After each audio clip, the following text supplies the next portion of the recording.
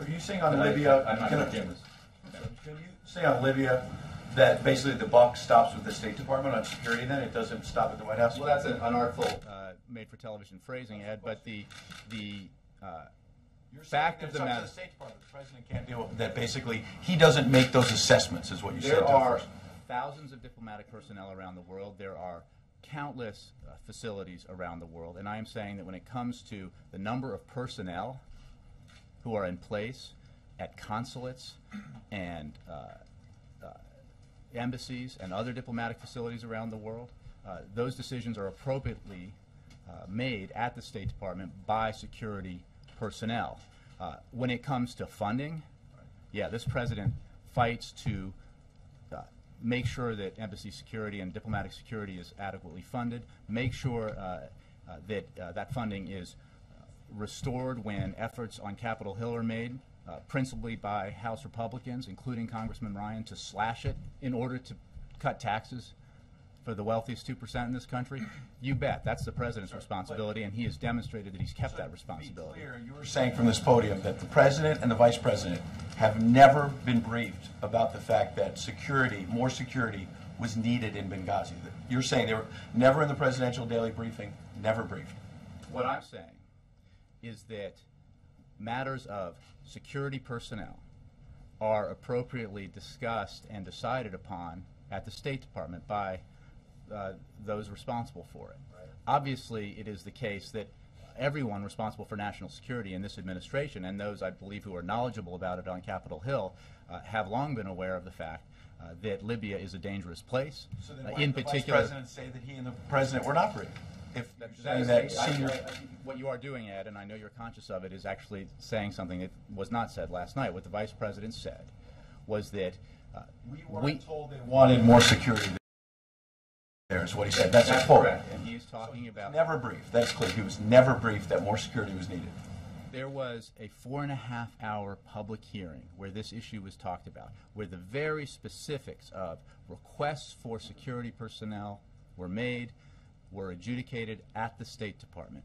Unless you were listening to another briefing that I wasn't, that there was no... the State Department. I just want to be clear. It was never in the presidential daily brief or anything like that. I'm not going to sit and talk to you about this, the detail. No, I'm not, Ed. I'm saying that matters of how many personnel are assigned to embassies and consulates and other diplomatic facilities are not decided at the White House. Okay. They're decided at the State Department. Okay. And so then on September 10th, you put out a press release that said that the president himself was briefed, not the State Department.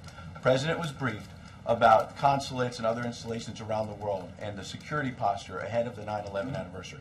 So are you now also saying that in that briefing, the president was not told that about security problems at Benghazi, a consulate that had been targeted? I can tell you absolutely he was not that there was no actionable intelligence that suggested there would be an attack at the Benghazi facility. Absolutely, categorically. That is a fact. So what was he briefed on that day? This was a consulate that was targeted several times. He was not told the day before the 9/11 anniversary, in advance of which this administration, just like the previous administration, took action to prepare for potential acts against the United States or our allies that might take place as part of the anniversary of the 9/11 attacks in 2001. What I can say is that there was no actionable intelligence indicating there would be an attack at the Benghazi facility.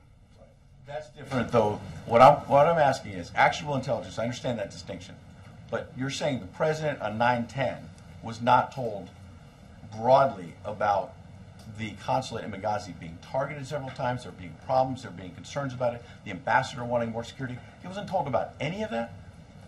Ed, again, I cannot get into the specific details of a classified briefing and a classified document. Right, what I can tell you... last night said he was not told, so I just want to be clear. You can't... You're conflating a lot of things. No, we're not. What I'm saying is that there was no actionable intelligence, and I think that is pretty clear, what I'm saying. And what I obviously cannot discuss in detail is classified information. There was no actionable intelligence regarding the Benghazi facility. I understand an effort here to politicize this, to turn this into an issue in a campaign. The president, from the minute it happened, has been focused on finding who is responsible for those who killed 4 Americans, making sure that our diplomatic personnel around the world are secure, investigating what happened and following the facts wherever they may lead, and ensuring through his directive to the Secretary of State that actions are taken and a review is undertaken to find out what happened with regards to security in Benghazi and what our posture ought to be moving forward at that facility and other facilities around the world that are in places that are considered dangerous. Lastly, when you dismiss it as politics, 4 Americans were killed. And the mother of Sean Smith told CNN a couple nights ago, told Anderson Cooper, that she doesn't feel like the administration is getting to the bottom of this.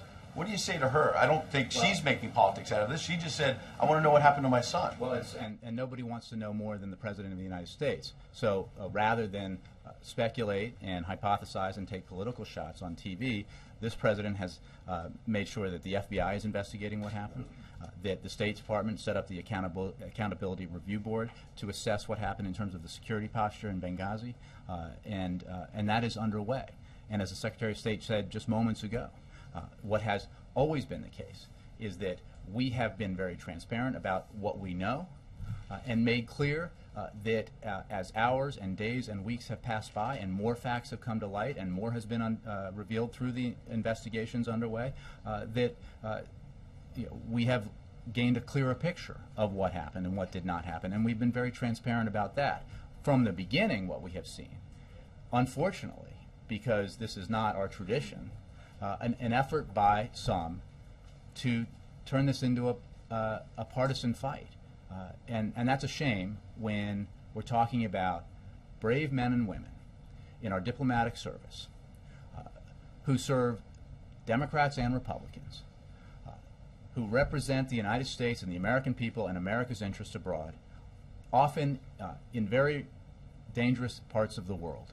And that is sometimes forgotten by many because much due attention is paid to our men and women in uniform who are in dangerous parts of the world. But the fact is that we have a lot of civilian personnel in places like Libya, in places like Afghanistan and in Iraq and other regions of the world where there is risk involved in serving your country and representing America's interests.